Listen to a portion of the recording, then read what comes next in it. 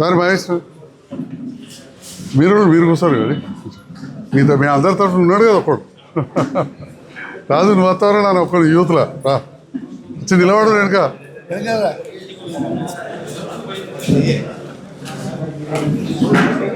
ప్రవీణ్ రా సరేద్దా యూత్ నిలబడితే బలం యూత్ యూత్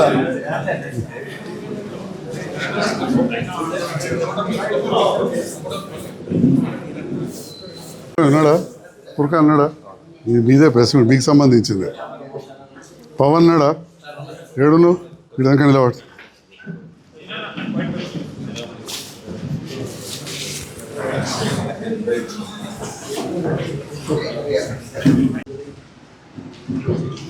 పాత్రికేయ మిత్రులందరికీ నమస్కారం. ఈరోజు ముఖ్యంగా ఈ పత్రికా సమావేశాన్ని ఏర్పాటు చేయడానికి కారణము జగిత్యాల పట్టణంలో అదేవిధంగా నియోజకవర్గంలో నిరంతరంగా పనులు జరుగుతున్న సందర్భంలో మొన్న రాయకల్లా కొందరు నాయకులు కావచ్చు, జగిత్యాల కావచ్చు, సొంత లాభం కోసమే పనులు చేస్తున్నారని చెప్పి 2-3 సార్లు మాట్లాడారు. మరి సొంత లాభం కోసం అని చెప్పి మాట్లాడు ఒకే రాజకీయాలలో అవి ఉంటాయి.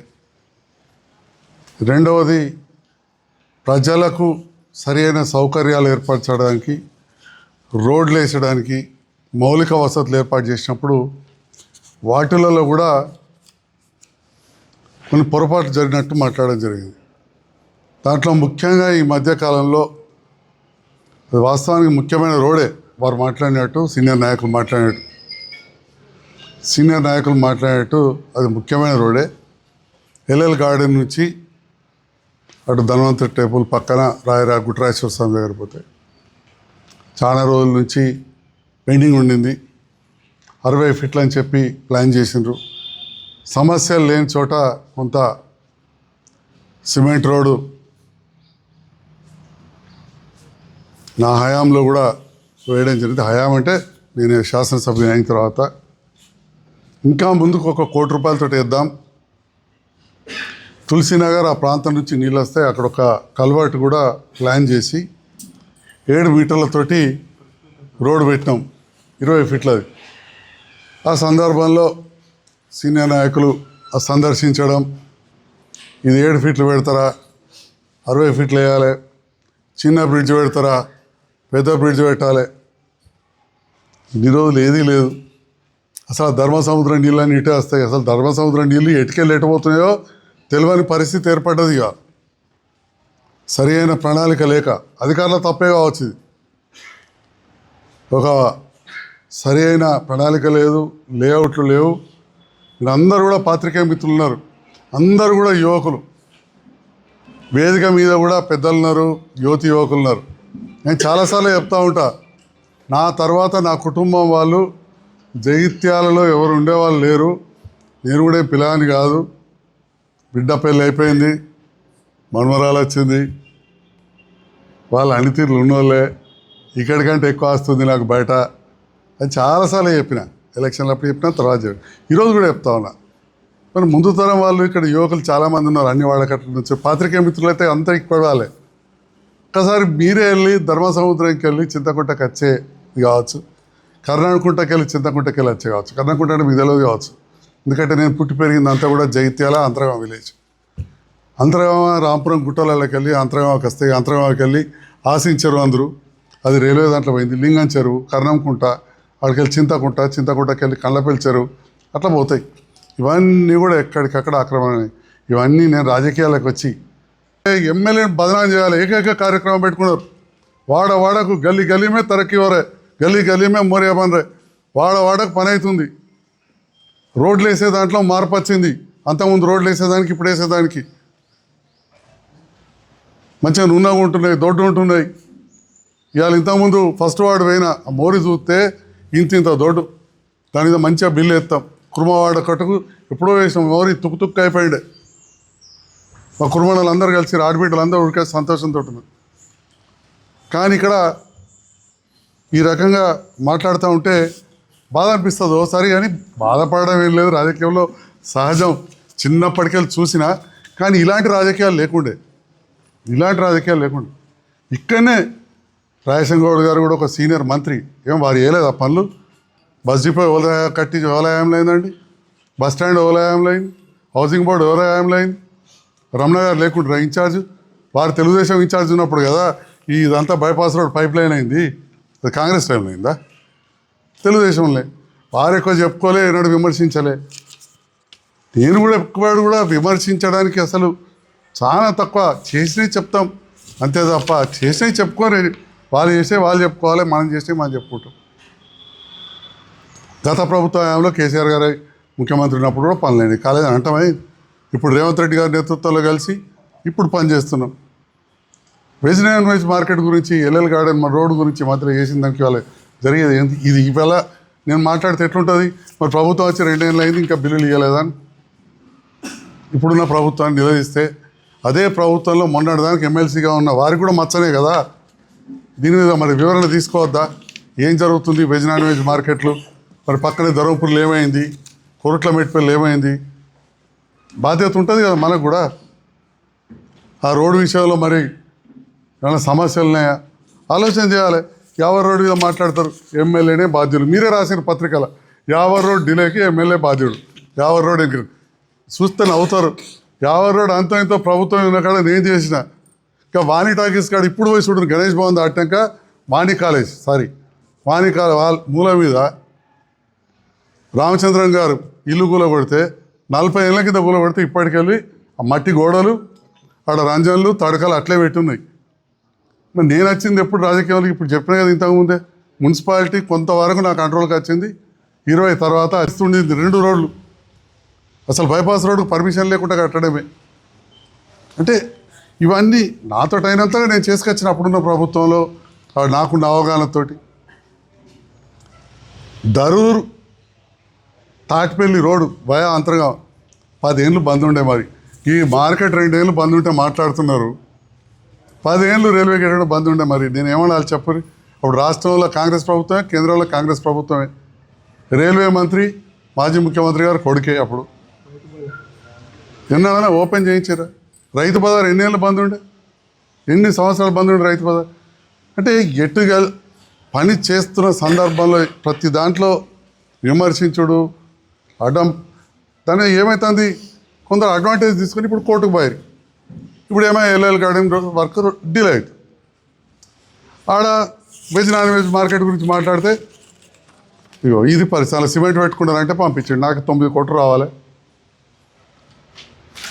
మీరు దీవంటే ఇప్పుడంటే ఇప్పుడు తీస్తా అంటుండు, నేను చెప్తే ఇస్తా అంటుండు. కానీ చెప్తున్నా, వారు చెప్పినా ఇచ్చుకోవచ్చు. ఎందుకు ఇయ్యాడు? ఒక కాంట్రాక్టర్, ఒక మాజీ మంత్రి చెప్పినాక అయినాడు. కానీ పట్టిన ఏదో కాంట్రాక్టర్లు దాంట్లో మళ్ళీ స్వలాభం అన్నాడు. ఏ స్వలాభం ఉంటుంది? జగిత్యాల మాస్టర్ ప్లాన్ చేస్తే స్వలాభం ఉంటుందా? గొల్లపల్లి రోడ్డు నేను పెద్దగా చేద్దామన్నా, వారు ఎట్లా చేస్తాడు? కైసా కత్తే దేకింగ్ అన్నాడు, ఇట్లా ఓడతాడు చూస్తా అన్నాడు. వాడు కాంట్రాక్టర్ అంటే పారిపోయాడు. ఇది వాస్తవం. ఆ కాంట్రాక్టర్ పోతే మళ్ళీ వాళ్ళని పట్టుకొని చేయించి అలా పేదోళ్ళకు రోడ్డు పెద్దగా అయిపోయింది. గొల్లపల్లి రోడ్డు పేదోళ్ళకు డబ్బాలు వేయించి ఇచ్చినాం, వాళ్ళు బతుకుతున్నారు. మాస్టర్ ప్లాన్ అంటే రైతులకు నష్టం అవుతుంది అని చెప్పి అరే అది క్యాన్సిల్ చేసినాం, మార్పు చేద్దాం. అది అసలు మాస్టర్ ప్లాన్ ఫైనల్ కాలే, గందరగోళం చేసిరు. ఎవరు చేసినా అందరూ తెలుసు, మీ ద్వారా అందరూ చూసిరు టీవీలు. ఇలా మాస్టర్ ప్లాన్ లేకపోయా ఇప్పుడు బైపాస్ రోడ్ మీద అందరూ ముందర కట్టబట్టి 100 ఫీట్లు తెద్దామంటే ఇలా 14 జోన్లు చేసినప్పుడే కదా యావర్ రోడ్ 100 ఫీట్లను తీసుకొచ్చింది. అంతకుముందు 80కే ఉండే, 100కి చేసింది నేనే.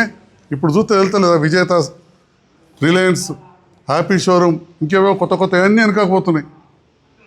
ఎంతో అంత నా వంతుగా ప్రయత్నం. జైత్యాలంతా నేనే చేసినా అని ఇక నాకు తప్ప ఇంకోళ్ళకి పేరు రాలేదని కొందరు అనుకుంటే ఎట్లా?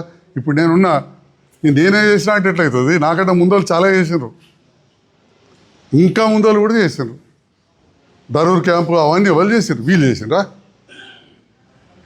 అన్నీ మా జైత్యాల నియోజకవర్గం అంటే నేను లేకపోతే ఎవరు చేయలేదని మాట్లాడుతుంటే అది దానికి ఎవరైనా చెప్పాలి. ఇప్పుడు ఇవాళ ఏమవుతుంది? దీనివలన సీనియర్ నాయకులు కదా ఎందుకు చిన్నగా పోతారు? 30 ఏళ్ళకెళ్ళి సాయిరాం కాంట్రాక్టర్లు చేయలేదా? పెద్ద పెద్ద రోడ్లన్నీ ఎవరు వేసారు? రామ్మోహన్ రావు వేయలేదా? రమణారావు వేయలేదా? రమణారెడ్డి అనేటనే బోలెడ్ కాంట్రాక్టులు మా మెట్పల్లి వేసాడు. సత్యనారాయణ రెడ్డి జగిత్యాల చేసిండు, అక్కడ చేసిండు. ఇప్పుడు జీవన్ రెడ్డి గారు ఫ్లెక్సీలు బోలెట్ పెడతాడు, ఆర్ఏఎల్ చిట్టి లక్ష్మణ మొదలు పెట్టిండు. ఏమన్నా అడ్డం పడ్డామా? ఇప్పటి దగ్గర దగ్గర ₹1,00,00,000 పనులు చేయాలి. ఎందుకు చేస్తాడు? చేయమని వద్దంటున్నామా? ప్రెస్ మీట్లో రోజు వెనక కూర్చుంటారు. ఇంకో పెద్ద కాంట్రాక్టర్ హరిణి గ్రూప్ మొన్న 4 కోట్ల వర్కులు చేసారు, ఇంకా చేయాలి కొన్ని. ఇప్పుడు పార్క్ పక్క రోడ్ ఉంది, డ్రైన్ కట్టక చేస్తే పోతుంది. ఇప్పుడు డ్రైన్ కట్టించినాం, ఇప్పుడు అది చేయాలి. పార్క్ పక్క రోడ్ చేయాలి, జగిత్యాల పాడైపోయింది, కానీ మంచిగా చేయాలి. అది మీది ఎత్తే వటీనే పోయేటట్టుంది. మొన్న కూడా పోయి పరిశీలించి వచ్చిన. ఇగో ఇప్పుడు కూడా మొన్న 62.5 కోట్లు వచ్చిన దాంట్లో ఒక ప్యాకేజ్ చేసుకున్నాడట, 6 కోట్ల 8 కోట్లదో. ఏమనంటే ఎన్ని వచ్చినాయో జేబులు నింపుకోవడానికి మరి ఎన్ని ఇస్తారో తీసుకోమను వీళ్ళ దగ్గర. ఈ రాజేందర్ రెడ్డి, సత్యనారాయణ రెడ్డి, తిరుపతి రెడ్డి, హరిణి ఎంటర్ప్రైజ్ మోగిలి గారు కావచ్చు, వారి పేరు మీందో వాళ్ళ పేరు మీందో హరిణి, జిఎస్ఆర్ వరంగలోడు మళ్ళీ వేసిండు, హైదరాబాద్ అయినా వేసిండట. ఎన్ని వస్తాయో మరి, సొంత లాభం అయితే తీసుకో, ఊకే నా మీద ఎందుకు. నేను చెప్పిన గౌరీశంకర్ మీరు వేయకుండా టెండర్లు అని చెప్పిన. వాళ్ళు కూడా సిద్ధంగా లేకుండ్రు అసలు. వాళ్ళకి ఇదో లెక్కనే కాదు, వాళ్ళ పనులు వాళ్ళకు ఉన్నాయి. ఆస్త అసలు అంత తక్కువ లేం కదా, బాగా డబ్బులు ఉండేవాళ్ళం కాదు కావచ్చు, కానీ ఒక మోస్తరుగా మంచిగా బతికేటోళ్ళమే కదా. గంత కాంట్రాక్టర్ల దగ్గర లాలూచి పెట్టేవాళ్ళం. మానే ఆ స్థాయిలో ఉన్నాడు సంజయ్ కుమార్ అనేటోడు. నేను వెళ్ళాడు అన్నాను వరండి మరి. అన్ని రోడ్లు వేసిండ్రు, రోడ్లో మంత్రి మరి మీరని తిన్నారండి. మేము అన్న ఉండే విధంగా చూడొద్దు. ఇంకో మాట అంటారు, మున్సిపాలిటీలో అవినీతి ఇంతమంది సస్పెండ్ అయ్యారు. మరి నేను అధికార పార్టీ దిక్కున్నా. నిజంగా నాకేమైనా సంబంధం ఉంటే ఏసీబీ వాళ్ళు వస్తారా? వాళ్ళు సస్పెండ్ అవుతారా? నాకు సంబంధం లేదు కాబట్టి వాళ్ళు జైలుకి అయ్యారు. నీకు తెలుసో తెలియదు, నేను కౌన్సిల్ మీటింగ్లో చెప్పిన ఒకనాడు, మీరు ఇట్లా చేస్తారా అంటే ఉద్యోగాలు పోతాయి, జైలుకి పోతారు, మందిని ముంచకూరు అని చెప్పిన. అన్నట్టే పోయింది. వాళ్ళు చేస్తున్న అవినీతి నా దృష్టి కూడా వచ్చింది చెప్పినా నేను. మీ ఉద్యోగాలు పోతాయి, జైలుకి పోతారు అని చెప్పినా నేను. అన్నట్టే పోయారు. దాంట్లో నా భాగస్వామ్యం ఉంటే వాళ్ళు జైలుకి ఎట్లా పోతారు? వాళ్ళ ఉద్యోగాలు ఎట్లా పోతాయి? నేను పోయి వాళ్ళు రీఇన్స్టేట్ చేస్తామని ట్రై చేస్తుంటే ఉద్యోగాలు పోకుండా వదులుతుంటే. ఏసీబీ అంటే ఏముంటుంది? పోలీసు వాళ్ళే. గిదే మన పనిచేసిన సిఐలు డిఎస్పీలు గాలే ఉంటారు. కరీంనగర్ డిఎస్పీ ఇంకా డిఎస్పీలు మనకు తెలియదా? విజిలెన్స్ వాళ్ళు మాకు తెలియడం లేదు, ట్రైన్ దగ్గరికెళ్ళినా. విజిలెన్స్ అంటే ఏముంటుంది? గదే పోలీసు ఇదే అధికారులు ఉంటారు. ఏ శ్రీనివాసరావు, తిరుపతో, వీరారెడ్డో ఎవరో ఉంటారు, రాగారెడ్డి. నిజంగా గిన కుమ్ముక్కు అయితే అధికారులు జైలుకి ఎట్లా పోతారు? అలా నేను లేని కాబట్టి జైలుకి పోయారు, లేని కాబట్టి విజిలెన్స్ ఎక్కువ. కాబట్టి వ్యక్తిగత కక్షలతోటి మనం చేయించేదాన్ని ఆపేది లేదు. అవినీతికి ప్రోత్సాహం చేయం. అనవసరంగా పొద్దుగా లేస్తే విజిలెన్స్ ఎంక్వైరీ ఇది అది అని చెప్పి ఇబ్బంది పెట్టాం కాంట్రాక్టర్లను కానీ అధికారులను కానీ. బట్ అవినీతి ఉంటే మాత్రం అధికారులు తీసుకునే చర్య చట్టపరంగా ఉంటే దానికి కూడా మనం ఎప్పుడు కూడా అడ్డం పోం కాబట్టి జైలుకి పోయిన వాళ్ళు. ఈ వస్తున్న మున్సిపల్ ఎలక్షన్ల సందర్భంలో నేను ప్రభుత్వంతో కలిసి పనిచేస్తూ నిరంతరం అభివృద్ధి చేస్తున్న ప్రక్రియలో ఇవాళ చూసాం. ఫస్ట్ వార్డులో కంప్లీట్ అయింది, రోడ్ అయిపోతుంది, బైపాస్ రోడ్కు. చిన్న కాంట్రాక్టర్లు 15th ఫైనాన్స్ కానీ జనరల్ ఫండ్ కానీ అవన్నీ కూడా చిన్న కాంట్రాక్టర్లు చేసుకోవచ్చు. అది కూడా వివరణ ఇస్తా ఉన్నా. యుఐడిఎఫ్లో 5 కోట్ల కంటే తక్కువ టెండర్ పిలవరాదు. ఇప్పుడు 62 కోట్లు ఉన్నాయి కదా, చిన్న పిలవరాదు. ఇలా రాయకల్లో కూడా టెండర్లు ఉన్నాయి, ఏమనండి ఆన్లైన్లు ఉన్నాయి. జగిత్యాల ఇంకా 30 కోట్ల ఆన్లైన్లు ఉన్నాయి. రోడ్లే ఒక 20 కోట్ల ఆన్లైన్లు ఉన్నాయి. కాంట్రాక్టర్లు 1 2 కోట్ల కూడా ఉన్నాయి, చేయొచ్చు స్థానిక కాంట్రాక్టర్లు. మరి ఇన్ని 60 కోట్లు వచ్చినప్పుడు 5 లక్షలే పెట్టాలా? అట్లా పెడితే ఇంజనీర్ల పని అదే పని అయిపోతుంది. ఎస్టిమేట్లు, టెండర్లు, ఎల్ఓఏలు, అగ్రిమెంట్లు, వాడు చేయకపోతే నోటీస్ ఇచ్చుడు. ఇప్పుడు పేద వాళ్ళ కోసం గొల్లపల్లి రోడ్ కాడ ఏదైతే కట్టినామో అట్లా ఇంక 25 కట్టాలి. ఈ జగిత్యాల కాంట్రాక్టర్ పేరేం చెప్పాలి నేను మళ్ళీ? ఏసీ స్టార్ట్ చేయకపోతే 3 నోటీసులు ఇచ్చినాక ఇప్పుడు 2 రోజుల కింద మొదలుపెట్టిండట. లేకపోతే ఆ సివిల్ హాస్పిటల్ కాడ పోయిన వాళ్ళు పాపం ఇడిదికి పోయిన వాళ్ళకి ఇప్పటికీ డబ్బాలు పడుతుండే. ఇదే సందర్భంలో చెప్తా ఉన్నా, చేపలు అమ్ముకునే వాళ్ళు కొందరు వాస్తవానికి లోపల అమ్ముకోవాలి, చేపలకి తయారు చేసినాం అయినా అన్నపూర్ణ చౌరస్తాలో అమ్ముతున్నారు. ఈ స్ట్రీట్ వెండింగ్ జోన్లో 20 షాపులలో అక్కడ కూడా వేయిస్తామని చెప్పి ఈ సందర్భంగా తెలియజేస్తూ ఉన్నా. అందరికీ నమస్కారం.